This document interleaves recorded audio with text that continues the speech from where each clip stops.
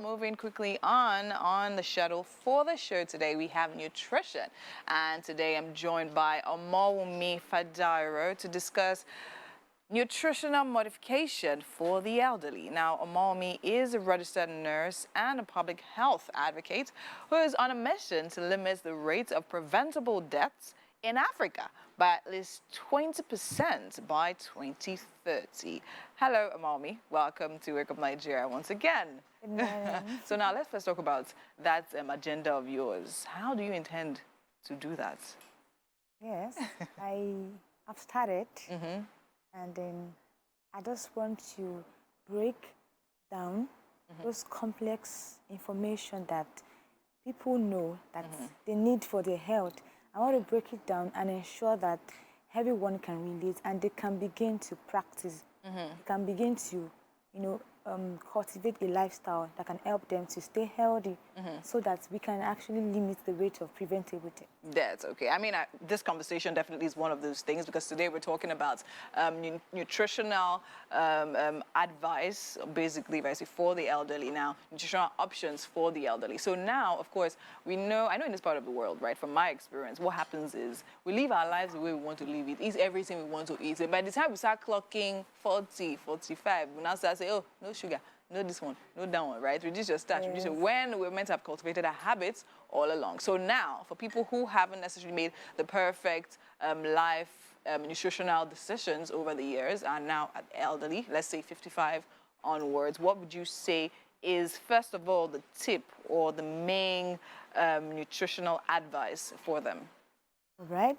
For those who are already older and they probably would not go back to the past to change so many things. Yes, they can begin to, change the kind of food they eat, reduce the salt they take in, cut out some excesses. Like some older people still believe that when they are weak, they should take carbonated drinks. And that's a lot, like it has a lot of sugar already. So they can cut out those from the diet and they should take a lot of water because that will help them, to reduce the rate at which they even consume those things that they might not want to eat. So take a lot of water to aid digestion and then, Yeah, okay. So now, let me even go back a bit and ask, why is it necessary and important for the elderly to pay closer attention to their nutritional options? Yeah, because in this age, people that are already old, they have a tendency to have a lot of chronic illnesses happening together.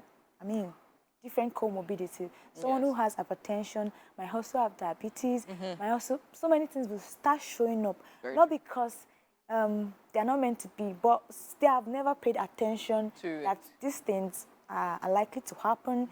Maybe some even have the risk already. They're in a family that's hereditary. So at that time now, they might not be able to do so much, but they can begin to take some steps. Yeah, so of course, and even also lifestyle choices while they were younger, as we said earlier. So now let's bring it down and zoom in to this particular illnesses, as you mentioned, and nutritional options that will help. For instance, as you mentioned, diabetes now. So someone who's aged and is actually struggling with diabetes, what would you advise? What type of foods would you suggest that they have?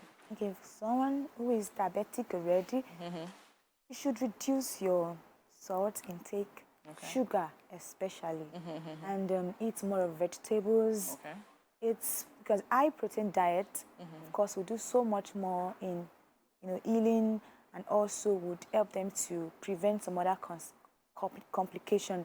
So reduce the salt, the sugar, take more of fruits, vegetables. Yes, because the truth is, what I see is most illnesses, I mean, in that age group, right, I think they kind of even need similar nutritional options, right? So we're talking about the fruits and vegetables across. If we're talking about diabetes, we're talking about maybe weak bones because sometimes they have knee issues or bone issues and all of that, or they have sight issues or ear issues.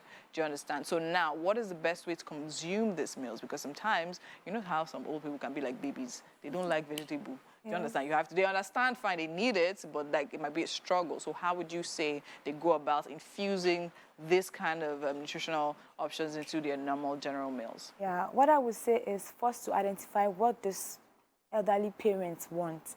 Some of them, they just want maybe cereals. Yeah. So since they want cereals, you can decide to fortify the cereal with what you know that they need. For example, for a parent, a mother that likes pap, you could add milk, you could add, if they insist on something that is sugary, you could still add a little honey, right? And just, add a lot of things. You could also blend this fruit together and then give them to drink. Okay, right? as smoothies. Yeah, as smoothies. Yes. So it doesn't have to be one certain thing, right? You must eat this. You ask them what they want. They might want it mashed. They might want it, blended. Blended, yeah. So. Okay, so I mean, it makes a whole lot of sense. As I said, old people can be likened to babies. Yes. So I think basically the same way we treat our babies, right? Yes. The same way we should treat them. And this one is going to the caregivers of the elderly people. I think the most important thing is for the caregivers to know what is their preferences. Yes. And I would also say that for this elderly, they might not have to eat so much food at once. Yes. Because they usually have loss of appetite. True, so you just encourage them and then help them to eat little but frequent. So you might give them something little in the morning, maybe apple. Just encourage them again later in the afternoon to eat a little bit, of some morsel of food. Then add plenty of vegetables.